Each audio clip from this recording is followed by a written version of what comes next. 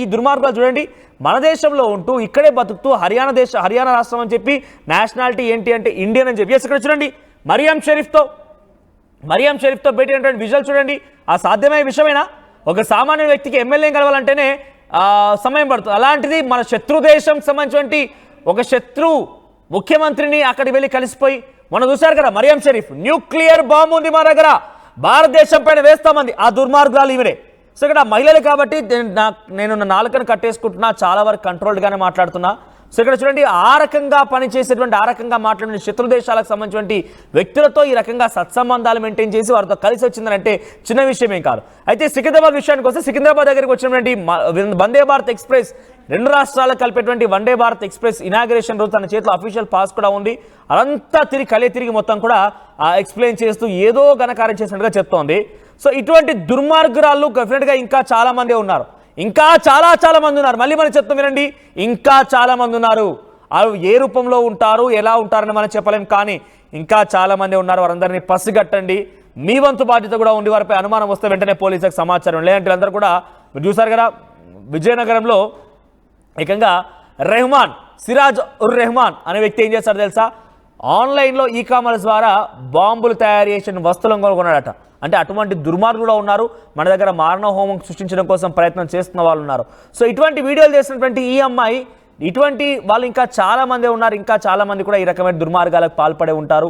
ఇవి ఒక్కటే కాదు, ఈమెతో పాటుగా మరొక 6 కూడా దీనిలో భాగస్వామిగా ఉన్నారు. అందరూ కూడా పాకిస్తాన్కి సమాచారం చేరవేసిన వాళ్ళే. వారందరినీ ప్రస్తుతం పోలీసులు పట్టుకున్నారు. సో ఒకసారి సికింద్రాబాద్ దగ్గరికి ఈ దుర్మార్గురాలు, ఈ నరరూప రాక్షసురాలు వచ్చిన సమయంలో తను అక్కడ ఏం మాట్లాడింది, ఎటువంటి వ్లాగ్ చేసింది చూద్దాం ఒకసారి.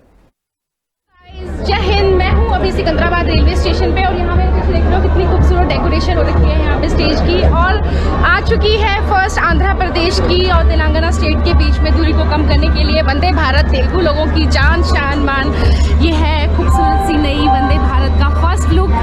और हम लोग एक्साइटेड हैं इस ट्रेन से ट्रैवल करने के लिए। पासेस हमें मिल चुके हैं और हमारी जो सीट नंबर है वो है चेयर कार में C8 कोच में 24 नंबर।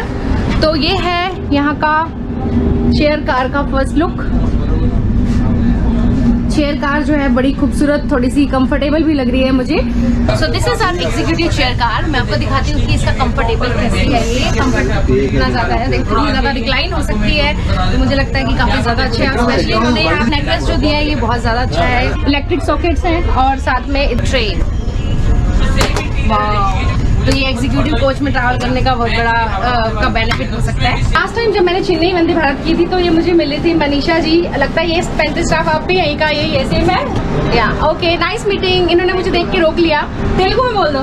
तेलुगु चपाला। इंडिया की 8th वंदे भारत और तेलंगाना स्टेट की फर्स्ट वंदे भारत, और ऐसे मौके पे तेलुगु ट्रैवल ब्लॉगर ना हो ये कैसे हो सकता है। Hi, there is a small correction. Yep. Telugu states का first Vande Bharat. Connecting 2 states. Yes, Telugu state का Andhra and Telangana. Yes. Right. आपके स्टेट में हमारा वेलकम कैसे करेंगे आप? स्वागतम सुस्वागतम। Thank you. Vishali ma'am, hi ma'am, कैसे हैं?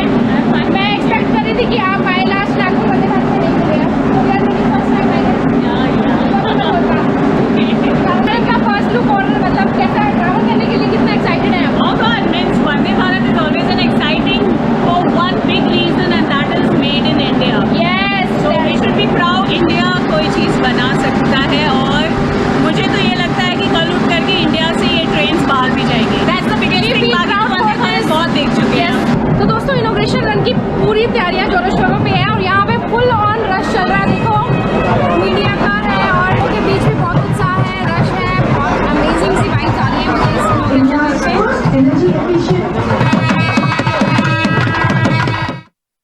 చూసారు కదా, రెండు తెలుగు రాష్ట్రాలని కలిపేటువంటి ఈ వందే భారత్ ఎక్స్ప్రెస్ ఇనాగ్రేషన్ టైంలో వర్చువల్గా మోదీ అక్కడి నుంచి హాజరవుతుంటే తనకు అఫీషియల్ ఒక పాస్ కూడా దొరికిందని చెప్పి తను చెప్తూ ఆ వందే భారత్ ఎక్స్ప్రెస్ ఆ ట్రైన్ ఇనాగ్రేషన్ కార్యక్రమాన్ని తన బ్లాగ్ రూపంలో చూపించింది. సో అంటే ఈ రకంగా ఎక్కడ పడితే అక్కడ వీడియోలు తీస్తూ పాకిస్తాన్కి సహకరించిందని మాత్రం చాలా సుస్పష్టంగా అర్థమవుతోంది. 2023 సెప్టెంబర్లోనే హైదరాబాద్కు వచ్చింది ఈ జ్యోతి మల్హోత్రా. అయితే అప్పటి నుంచి అటు పాకిస్తాన్ టచ్లోకి వెళ్ళింది. 2023 జనవరి నుంచి పాకిస్తాన్ టచ్లో వెళ్ళింది. పాక్ హై కమిషన్ దానిష్తో తనకు పరిచయం ఏర్పడింది. విత్ ఇన్ షార్ట్ టైంలోనే, చాలా తక్కువ సమయంలోనే మళ్ళీ పాకిస్తాన్కి వెళ్ళగలిగింది. పాకిస్తాన్ వీసా తెచ్చుకుంది. పాకిస్తాన్ వెళ్ళిపోయి అక్కడి ముఖ్యమంత్రి మరియం షరీఫ్తో భేటీ అయింది. ఈ రకంగా అనేక వీడియోలు తీసింది, ఒకటి కాదు రెండు కాదు. పాకిస్తాన్లో వీడియోలు తీయడం, హైదరాబాద్లో వీడియోలు తీయడం, అంతేందుకు పహల్గామ్ ఉగ్రదాడి ఘటన జరిగింది ఏప్రిల్ 22, 2025 అయితే జనవరి 2025న అక్కడికి వెళ్ళిపోయి అంతా కూడా తన వీడియో రూపంలో అక్కడి పాకిస్తాన్కి సమాచారం అందించిందట. ఇదొకటే కాదు, ఇంకా చాలా సెన్సిటివ్ ప్రాంతాల్లో కూడా ఈ రకంగానే జ్యోతి మల్హోత్రా వీడియోలు చేసింది. ఆ వీడియోల రూపంగా బ్లూ ప్రింట్ దాన్ని బ్లూ ప్రింట్గా మార్చుకొని పాకిస్తాన్ ఇక్కడ దాడులకు తెరలేపింది అనేది మాత్రం చాలా సుస్పష్టంగా అర్థమవుతోంది. పహల్గామ్ ఉగ్రదాడి ఘటన కంటే 3 నెలల ముందే చాలా పెద్ద మొత్తంలో పహల్గామ్లో పర్యటించింది ఈ అమ్మాయి. సో అక్కడే కాదు, ప్రస్తుతం తనతో పాటుగా గడిపినటువంటి ప్రియాంక సేనాపతి అనేటువంటి ఒక అమ్మాయిని కూడా ఒడిశా పురి ప్రాంతంలో తను పర్యటించాలని కోరినప్పుడు ప్రతి చోట కూడా ఇక్కడ గమనించండి, వీళ్ళంతా సోషల్ మీడియాలో ఉన్నారు, సోషల్ మీడియాలో యాక్టివ్గా ఉన్నారంటే వాళ్ళ ప్లాట్ఫామ్స్లో ఈ రకంగా ట్రావెల్ చేసే వాళ్ళు తెలుగులో నుంచి ఒకరు కానివ్వండి, హిందీ, ఒడియా, కన్నడ, తర్వాత తమిళ్, మలయాళం ఈ భాషల ద్వారా ఎవరైతే చేస్తూ వెళ్తుంటారో అందరూ కూడా డెఫినెట్గా ఏదో ఒక దగ్గర చిన్న కాంటాక్ట్ అయితే ఉంటుంది. ఆ కాంటాక్ట్ ఆధారితంగా అందరూ కూడా కలుస్తూనే ఉంటారు. అయితే ఈ నేపథ్యంలోనే ఇక్కడ జ్యోతి మల్హోత్రా అనే అమ్మాయి ప్రియాంక సేనాపతి ఒడిశా అమ్మాయితో కలిసి కూడా పూరి ప్రాంతాన్ని కూడా పర్యటించిందట. అయితే ఆ నేపథ్యంలో కూడా తనకేమైనా సంబంధం ఉందా అని చెప్పి జ్యోతి మల్హోత్రాకు సంబంధించిన కాంటాక్ట్స్ ఉన్న కారణంగా ప్రియాంక సేనాపతిని కూడా ప్రస్తుతం పోలీసు అరెస్ట్ చేశారు. కానీ తాను మాత్రం నేను ఒక అమ్మాయకురాలు, నాకేం తెలియదు, జ్యోతి మల్హోత్రా ఈ రకంగా చేస్తుంది అనుకోలేదు. నాకు తెలిసిన ఇన్ఫర్మేషన్ ప్రకారంగా తన ఒక సోషల్ మీడియాలో యాక్టివ్గా ఉంటారు, ట్రావెల్ బ్లాగర్, నేను కూడా ట్రావెల్ బ్లాగర్గానే ఉన్నాను కాబట్టి నేను ఆ పరిచయం కారణంగా ఇన్వైట్ చేశాను, ఇక్కడ ఉంది, కానీ నాకు ఎటువంటి డీటెయిల్స్ తెలియదు అని చెప్పి తను చెప్పిందట. కానీ ఈమె ఏం చేసింది తెలుసా, ఒక నరరూప రాక్షసురాలుగా మారిపోయి ప్రతి సమాచారాన్ని మీరు చూడండి, అన్ని కూడా కశ్మీర్ ప్రాంతాల్లో, పురి ప్రాంతాల్లో, ఆ తర్వాత అక్కడి నుంచి పాకిస్తాన్ వెళ్ళిపోయి కూడా వీడియోలు తీసింది. మీరు నిజంగా నమ్మరు, నేను మళ్ళీ చెప్తున్నాను, అక్కడ ముఖ్యమంత్రిని సైతం భేటీ కాగలిగిందంటే ఏ రకంగా ఇన్ఫ్లుయెన్స్ చేసి ఉంటుంది, అక్కడ ఇంటెలిజెన్స్ ఆపరేటివ్ ఆఫీసర్స్ని ఏ రకంగా మైమర్పించి ఉంటుంది, ఏ రకంగా తనతో గడిపి ఉంటుంది అర్థం చేసుకోండి. వీరిద్దరి మధ్య చాలా రోజుల పాటుగా ఈ శారీరక సంబంధం, ఇష్టం వచ్చినట్టుగా తిరగడాలు, హనీమూన్ ట్రిప్స్ కూడా ఉన్నాయట. ప్రస్తుతం ఆ ఫోటోలు కొన్ని కూడా వైరల్గా మారుతున్నాయి. సో జ్యోతి మల్హోత్రా భారతదేశం పైన అనేక రకాలుగా కుట్రలు పన్ని భారతదేశం అటువంటి అనేకమైనటువంటి గోప్యమైనటువంటి సమాచారాన్ని ఎప్పటికప్పుడు పాకిస్తాన్కి చేర్చింది, పాకిస్తాన్ గూఢాచారానికి చేర్చేసింది. సో ఈ నేపథ్యంలోనే పాకిస్తాన్ ISI కానివ్వండి, పాకిస్తాన్ సంబంధించిన ఇంటెలిజెన్స్ ఆపరేటర్స్ కానివ్వండి, వీళ్ళందరూ కూడా భారతదేశం పైన ఏదో రకంగా కుట్రలు పన్నటువంటి ఆలోచనతో వారంతా ప్రయత్నం చేశారు. ఆ రకంగానే పహల్గామ్ ఉగ్రదాడి ఘటన కూడా జరిగింది.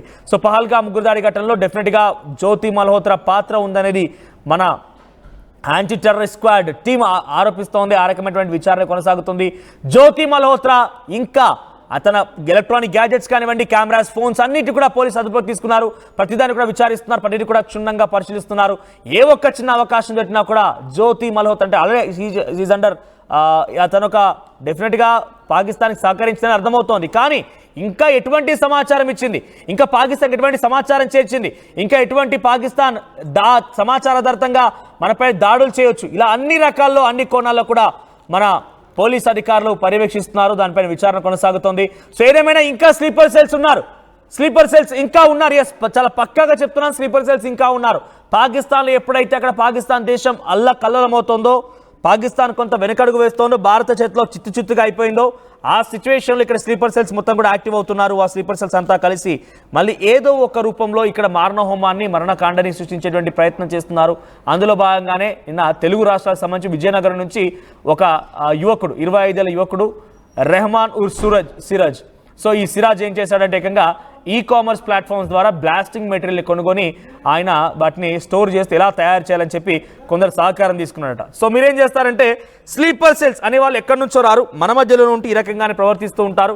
మీకు కొంచెం ఏదైనా అనుమానం వచ్చిందంటే వెంటనే వారిని పసిగట్టండి, వారి పని బట్టే ప్రయత్నం మన పోలీసులు తీసుకుంటారు. వెంటనే మన పోలీసులకు సమాచారం అందించండి. ఒక భారతీయ పౌరుడిగా, భారతీయ యువకుడిగా మీ అందరిపైన బాధ్యత కూడా ఉంది. సో డెఫినెట్గా ఆ స్లీపర్ సెల్స్ని పట్టుకునేటువంటి ప్రయత్నంలో మన నిఘా వర్గాలకి, మన పోలీసు అధికారులు మనం కూడా సహకరిద్దాం.